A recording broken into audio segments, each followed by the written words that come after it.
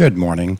Today we're headed out for a weekend of backpacking on the Florida Trail near the Ocala area. The trailhead is located about an hour and a half north of the Tampa area in Marion County.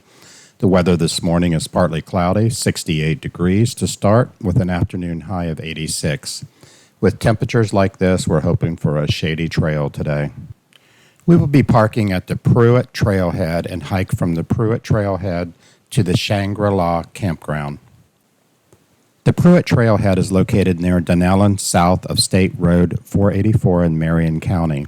The Pruitt Trailhead is named in memory of Mark Huntington Pruitt, whose parents owned about 8,110 acres in the area. This trailhead is a launching point for hiking, backpacking, mountain biking, and horseback riding. The trail provides ample parking, portable toilet, picnic tables. I did reach out to the Florida Greenway to let them know I was parking overnight, and they provided a parking pass via email. They were extremely helpful and promptly emailed the overnight parking permit. I will add a link to the trailhead address and the website in the description. Here's a map of today's route. The plan this weekend will be to hike east from the Pruitt to the Ross Prairie Blue Loop, stop for lunch at the Ross Prairie Trailhead, finish up the Blue Loop, and then continue east to the Shangri-La campground. I will add the details for this campground in the description. I checked before we left and didn't think we had to worry about bear in this area, so we did not bring our bear spray. As soon as we got to the trailhead, we seen warnings everywhere that it was high bear activity. If you're coming to this area, you might want to bring your bear spray. We are packed up and ready to head out. The 32-mile section between the Pruitt Trailhead and the Marshall Swamp Trailhead is very popular with backpackers since minimal roadwalks are required. This section of the Florida Trail is also popular during hunting season since hunting is not allowed.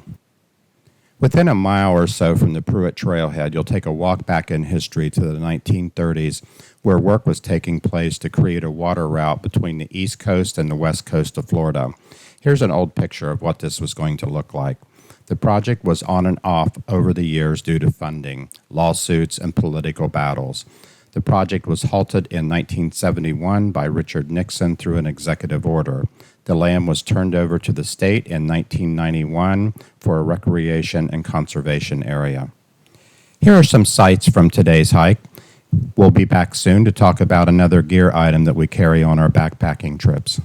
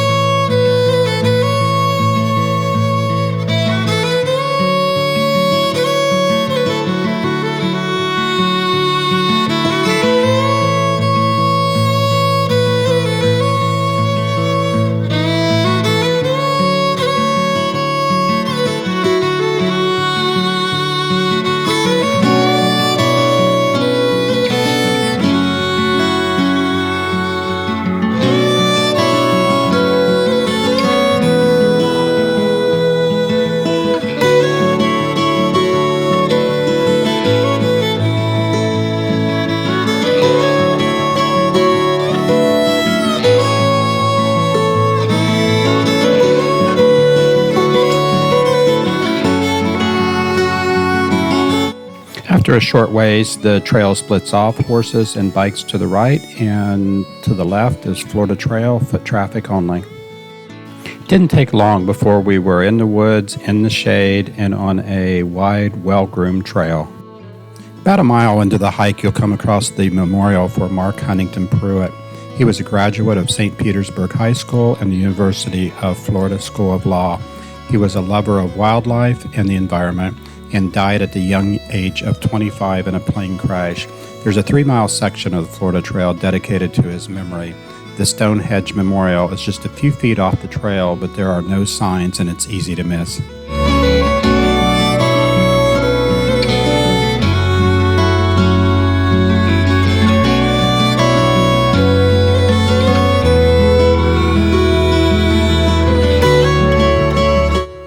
This is the first of the small switchbacks that climb up the dirt piles left behind during the digging of the canal. It's always a treat to have a little up and down when hiking in Florida.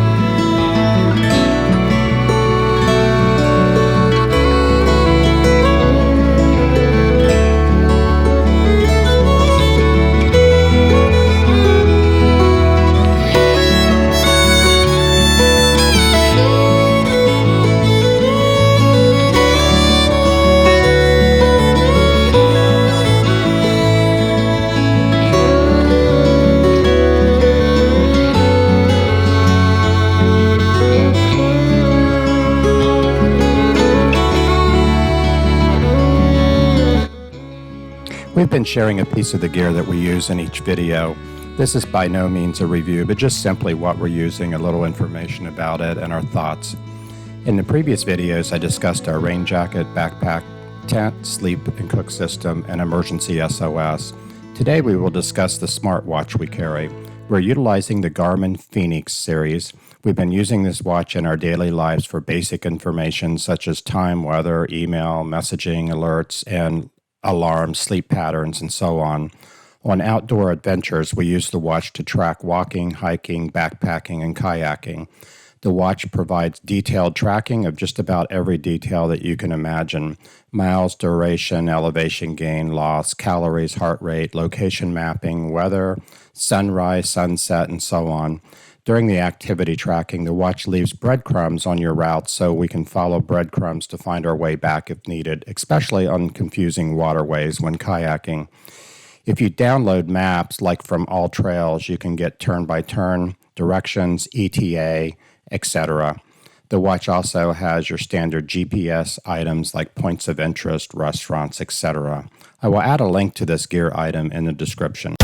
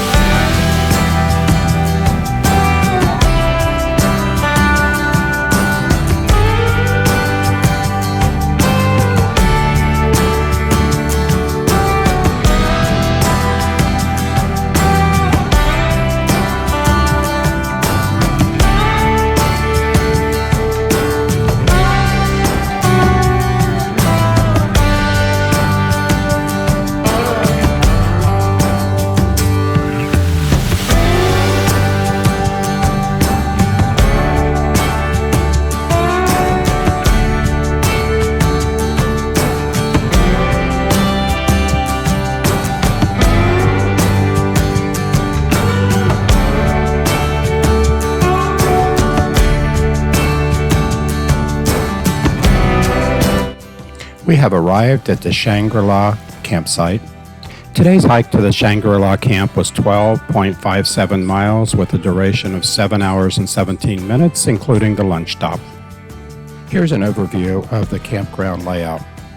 The campground has about 24 sites, a picnic pavilion, restrooms, and showers.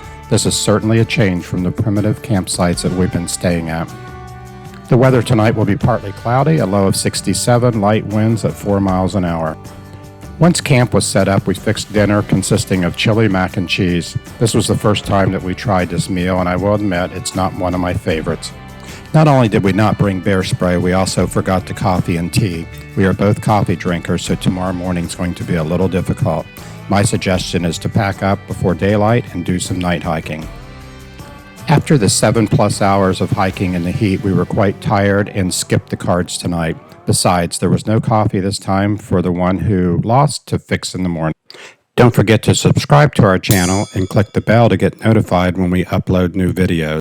Thanks for watching, and we will see you on the next Sprigg adventure.